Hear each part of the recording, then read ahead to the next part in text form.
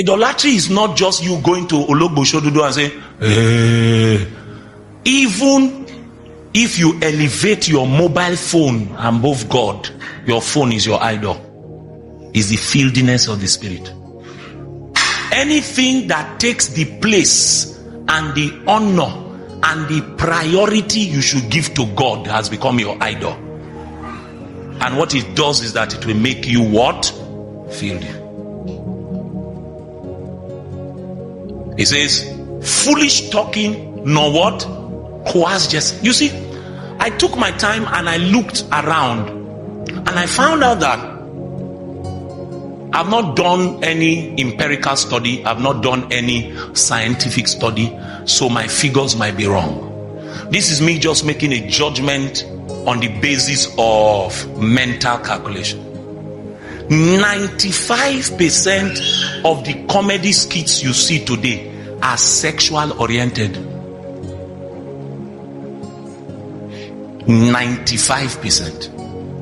And by the time you look at the comedy skits carefully, even the ones that are run by so-called Christian content creators, if you look at it carefully, it has two major themes. One, to objectify the female gender. You are not following me? Ooh. You know what I mean by to objectify the female gender?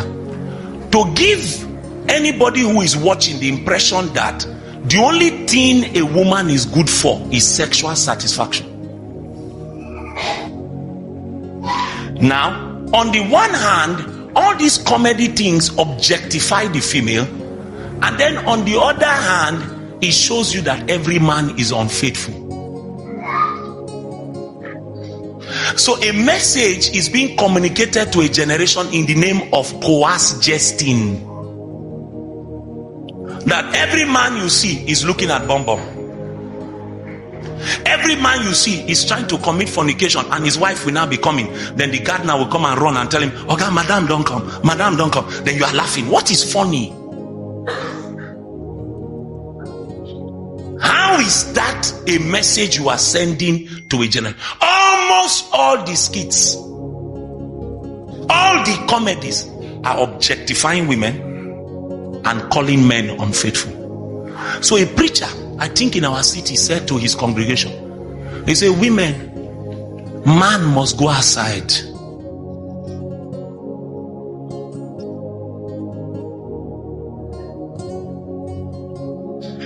You didn't hear it? Huh? You heard it now. It's not me that is saying it all before they say I'm a bad man. He said, man must go outside. Say, you woman, you go know how to manage your man. You've not heard it in social media that men must be unfaithful, men must cheat. 7,000 are here to say not all of us. In this kingdom, when our wives go to the hospital, we are not guessing who the father is. Now we put the big picking. Now we. Our wives are so trained by that kind of thing is an abomination. We don't need a paternity test. Now we put the picking. Now people have YouTube channels to tell men how to monitor their wives. They're not the trust woman. Say after they born your picking, secretly go and do paternity test, and people will come and say Jesus will help us, not the Jesus of the Bible. In this kingdom, faithfulness is part of marriage. The reason you think you married a Christian girl is that she only has label, she doesn't have life. She has the label that she's a Christian, and you know with that label you can do my hallelujah belong. Mandoleno senai. Shandalo porosquate. If you marry with your physical eyes, you will learn with your understanding. If you marry anyhow, you will travel to work and you'll be sweating inside AC. So God, what did they do? Say, I leave my wife for house. I don't know what did happen. We got married. I used to do 9 weeks offshore, 9 weeks, 12 weeks. I didn't bother. 12 weeks on the field. I didn't bother. But you see, a generation has risen within the body that coarse jesting. You think it's comedy, it's programming. They are selling a message, is Jezebel. And some of these people doing this thing, they are Christian, what? Content creators.